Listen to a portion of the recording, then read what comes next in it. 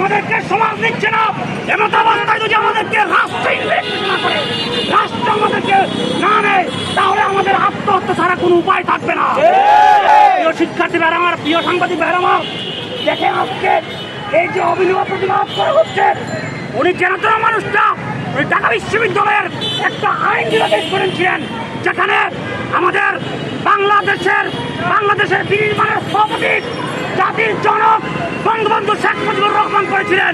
সেই ডিপার্টমেন্ট থেকে এখানে এসেছে এই 35 প্রত্যাশীদের কাঙ্ক্ষিত ফলাফল এনে দেওয়ার জন্য একটা কান্ডারি হিসেবে আসছে।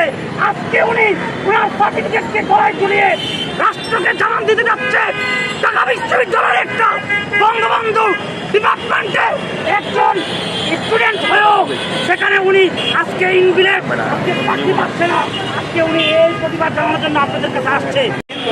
অন্যদিকে আবার শিক্ষার্থীদেরকে যারা হচ্ছে বাংলাদেশের ডেমোক্রেটিক ডেফিসিয়েন্ট চলছে, যাদেরকে ভর করে বাংলাদেশ অর্থনীতির উদীয়মান দেশে পরিণত হয়েছে, যাদেরকে ভর করে বাংলাদেশ উন্নত দেশের স্বপ্ন দেখছে, তাদেরকে আজকে 30-এ বন্দী করে তাদের মেধা যোগ্যতাকে প্রমাণ করার সুযোগ থেকে বঞ্চিত করা হচ্ছে। রাষ্ট্র এই রাষ্ট্রের এই অধিকার নাই একটা নাগরিকের তার অধিকার থেকে বঞ্চিত করা। সেই জায়গায় কিন্তু আমরা আজকের এই অভিনব কর্মসূচির মাধ্যমে মাননীয় প্রধানমন্ত্রী, যিনি হিউম্যানিটি এবং সারা বিশ্বে তার মানবতার উদারতার পরিচয় দিয়েছেন, ওনার দৃষ্টি আকর্ষণের জন্য আজকে আমরা এই অভিনব কর্মসূচি করছি। আমরা দেখতে পাচ্ছি একজন শিক্ষার্থী তার গলায় একটা সার্টিফিকেট ঝুলিয়ে রেখেছে। আমরা রাষ্ট্রের কাছে প্রশ্ন করতে চাই, এই যে সার্টিফিকেট অর্জন করলো একটা শিক্ষার্থী, 30 বছরে কেন তার মেয়াদ শেষ হয়ে যাবে? আমরা রাষ্ট্রের কাছে এটা জিজ্ঞাসা করতে চাই।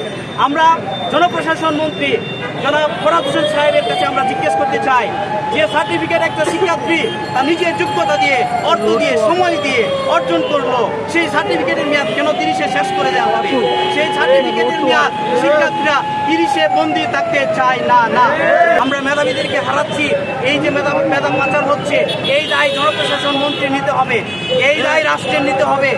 আমরা দেশকে ভালোবাসি, আমরা তরুণরা দেশকে ছেড়ে যেতে চাই না, দেশকে আমরা উন্নত দেশে পরিণত করতে চাই, বঙ্গবন্ধুর সোনার বাংলা করতে চাই, কিন্তু আমাদেরকে সহযোগিতা করছে না জনপ্রশাসন মন্ত্রী। আগামী 11ই মে এই ঢাকা বিশ্ববিদ্যালয়ের সন্ত্রাসবিরোধী রাজভাস্কর্যে গোটা বাংলাদেশ থেকে ছাত্র সমাজ আসবে, জনসমাজে পরিণত হবে।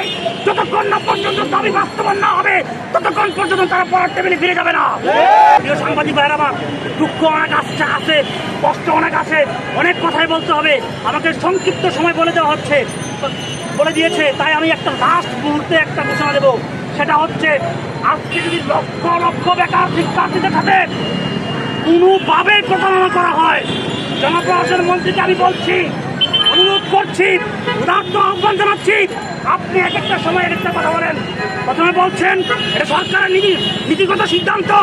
গতকাল আপনি আমাদের ছাত্র সমাজকে ডিমোটিভেট করার জন্য আপনি বলছেন এখন এই বয়সীমা বাড়ানোর কোনো সম্ভাবনা নাই। আপনার একই মুখে দুই কথা। আপনি একজন শিক্ষক ছিলেন, আমাদের অভিভাবক ছিলেন।